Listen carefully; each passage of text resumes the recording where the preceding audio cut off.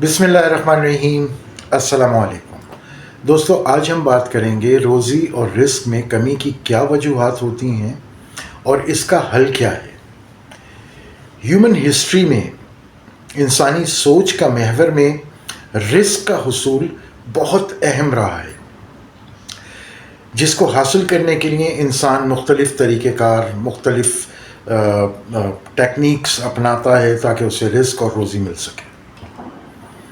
इस टॉपिक को मैंने बहुत ही थॉरोली रिसर्च किया, बहुत सारी रिलीजियस बुक्स उठाकर पढ़ी, उसके बाद बहुत ही जय्यद स्कॉलर्स को सुना और उसके बाद मैंने इस टॉपिक को 3 हिस्सों में तकसीम किया ताकि हम इसे हर एस्पेक्ट से समझ सकें और इसका कोई ना कोई प्रॉपर और स्ट्रॉन्ग सॉल्यूशन निकाल सकें। सबसे पहला जो हमारा हिस्सा है वो है सेल्फ इवैल्यूएशन, हमारी अपनी ज़ाती इवैल्यूएशन काम के हवाले से रिलेटेड टू वर्क। अब एक आदमी दिन भर पड़ा हुआ सो रहा है,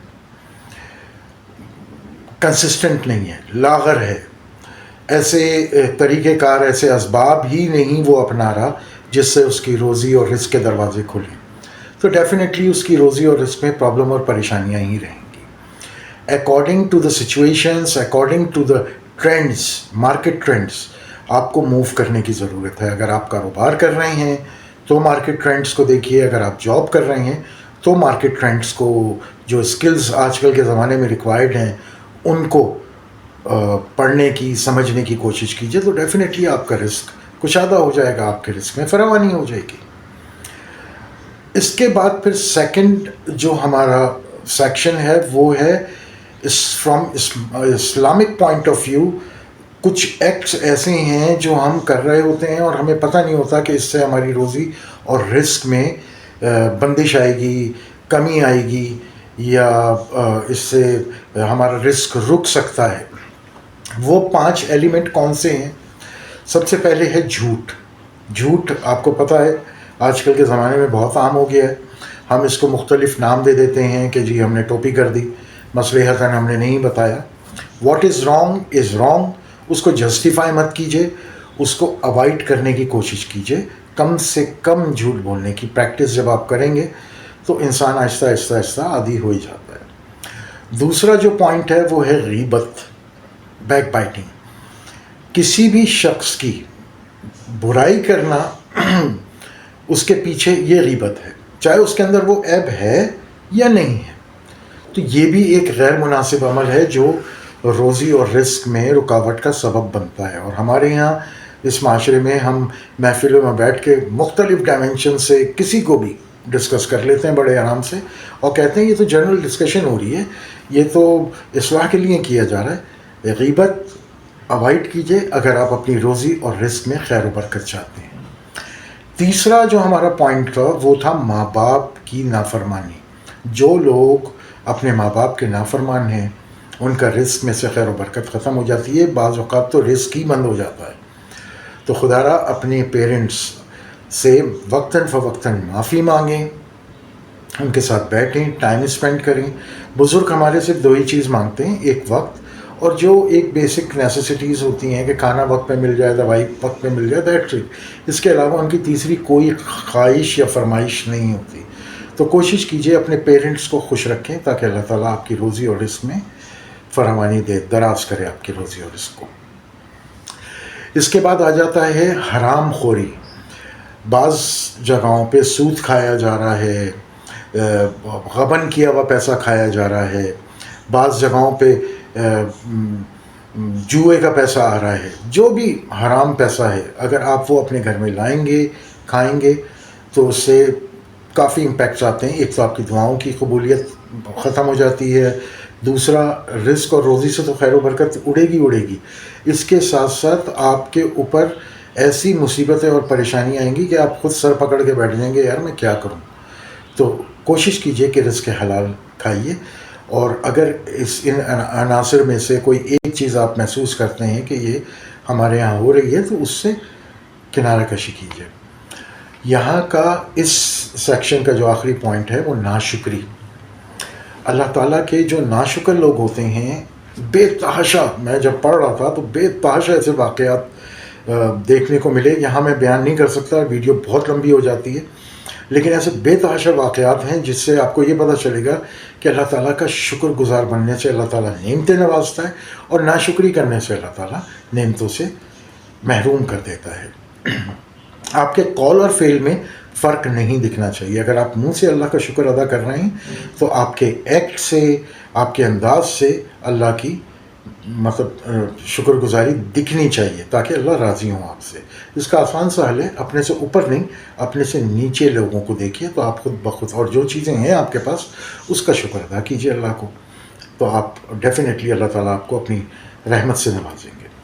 اچھا، اب جو تیسرا ہمارا جو سیکشن تھا وہ تھا ایول، جو اینٹیٹیز کا انفلوئنس ہوتا ہے ہماری لائف میں.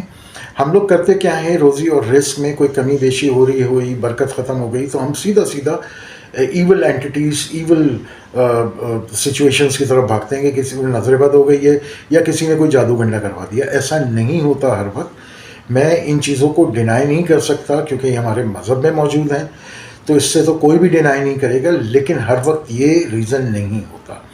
اگر آپ اوپر کے دو جو سیکشنز تھے ہمارے وہ دیکھ رہے ہیں کہ یہ صحیح ہیں آپ کے، اور پھر بھی روزی اور رزق میں کوئی پرابلم پریشانی آ رہی ہے، کمی فیل ہو رہی ہے، دروازے بند دکھ رہے ہیں، اپرچونیٹیز نہیں کھل رہی، نہیں دکھ رہی، تو پھر اس کا کیا سلوشن ہے؟ Instead of going to peer بابا اور یہ جو عامل بابا ہوتے ہیں، یہ ایک تو آپ کو جو بچا کچا ہے وہ بھی آپ سے لوٹ لیں گے، دوسرا آپ کا جو ٹوٹا پھوٹا ہمارا ایمان ہے اس کو بھی تباہ اور برباد کر دیں گے. تو خدا را ان لوگوں سے بچیے.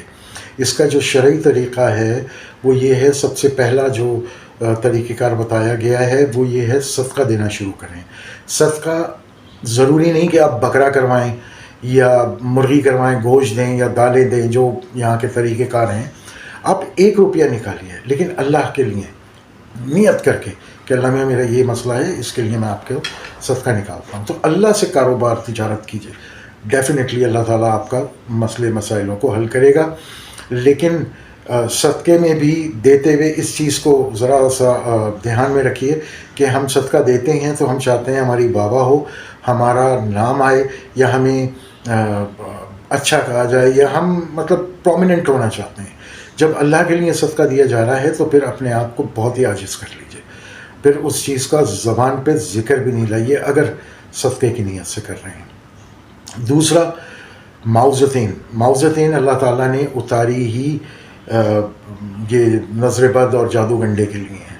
اس کا ورد اسٹارٹ کر دیجئے، تو یہ آپ کو اگر کوئی ایول اینٹیٹی ہے تو اس کو نہ صرف روکے گا بلکہ اس کو ریورس کر دے گا، ختم کر دے گا.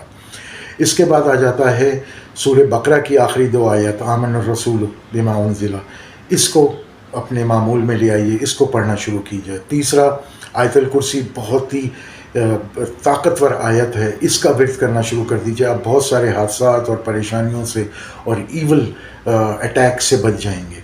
اچھا، اس کے بعد رقیہ شرعیہ، انٹرنیٹ پہ یوٹیوب پہ بے شمار ویڈیوز موجود ہیں، ان کو سنیے اپنے گھر کے کسی ایک مقام پہ اسپیکر پہ بلوٹوتھ سے موبائل سے کنیکٹ کر کے، اور اپنے گھر کے تمام دروازے کھول دیجئے، مین گیٹ کے علاوہ ایون واش رومز کے دروازے کھول دیجئے اور اسے بآواز بلند چلائیے. تو اس سے بھی جو ایول اینٹیٹیز ہوتی ہیں، ایول جو ایکٹس ہوتے ہیں، وہ سب آپ کے گھر سے بھاگنا شروع کر دیتے ہیں. اپنے ایمان کو مضبوط رکھیں، اپنی اصلاح کیجئے، instead of blaming others, instead of اپنا ٹائم اور وقت ضیاع کرنے کے یا عامل پیر باباؤں کے پاس جانے کے، اپنی اصلاح کیجئے. امید کرتا ہوں کہ آپ اس ویڈیو سے کچھ نہ کچھ سیکھیں گے. اپنا بہت خیال رکھیے گا. ملتے ہیں نئی ویڈیو میں. اللہ حافظ.